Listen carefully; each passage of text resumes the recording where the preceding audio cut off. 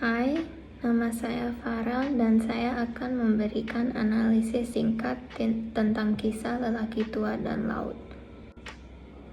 Lelaki Tua dan Laut adalah novel pendek yang ditulis oleh novelis Amerika tersohor Ernest Hemingway dan diterbitkan pada tahun 1952. Buku fiksi ternama terakhir yang ditulis oleh Hemingway yang diterbitkan selama masa hidupnya. Cerita ini sangat populer. Pada tahun 1953, Hemingway menerima penghargaan Pulitzer untuknya. Cerita ini memiliki dua karakter. Yang utama adalah Santiago. Dia adalah seorang nelayan tua yang tidak beruntung, tetapi dia sangat gigih dan baik hati. Lalu ada Manolin, muridnya Santiago. Manolin merawat nelayan tuanya, tetapi orang tuanya melarangnya bekerja dengan Santiago karena dia tidak menguntungkan dan tidak menangkap apapun. Cerita ini dimulai dengan Santiago tidak menangkap ikan dalam 84 hari. Dia juga kehilangan muridnya Manolin karena orang tuanya mengira Santiago adalah seorang nelayan yang tidak beruntung. Santiago pergi ke laut berharap akhirnya bisa menangkap ikan dan mematahkan nasib buruknya. Namun dalam perjalanannya, dia mengalami banyak masalah yang akan diselesaikan dengan lebih mudah jika dia lebih muda dan memiliki lebih banyak kekuatan. Karena dia sudah tua dan lemah, dia harus benar-benar berjuang untuk membunuh si Marlin. Dia sering mengalami kram yang menyakitkan di tangannya, luka dan memar dari tali yang harus dia tarik.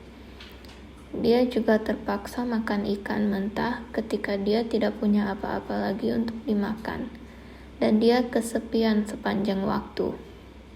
Santiago menangkap seekor marlin dan membutuhkan waktu berhari-hari untuk membunuhnya.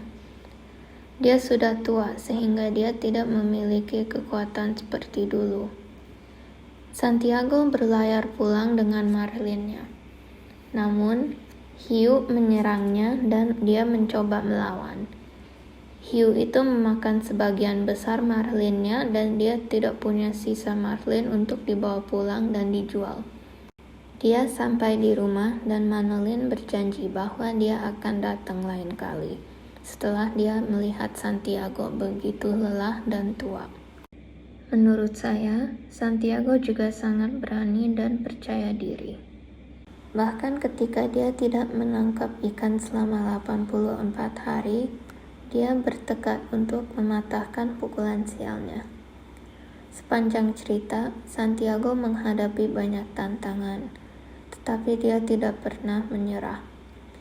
Dia berusaha sekuat tenaga ketika dia ingin menangkap marlin, dan pada akhirnya, dia berhasil menangkap dan membunuhnya.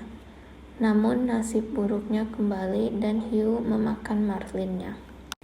Manolin sangat perhatian dan bertanggung jawab. Dia peduli pada Santiago seperti ayahnya. Meskipun dia tidak diizinkan untuk bernelayan dengan Santiago lagi, dia masih membantu Santiago dengan membawakannya kopi, memeriksanya di gubuknya, dan banyak lagi. Kisah ini memiliki beberapa pesan moral dan pelajaran. Salah satunya adalah untuk tidak pernah menyerah dan terus maju, dan juga mengambil risiko. Meskipun Santiago tidak mendapatkan apapun dari memancing di laut, dia masih memiliki pengalaman yang dapat mengajarinya. Terima kasih.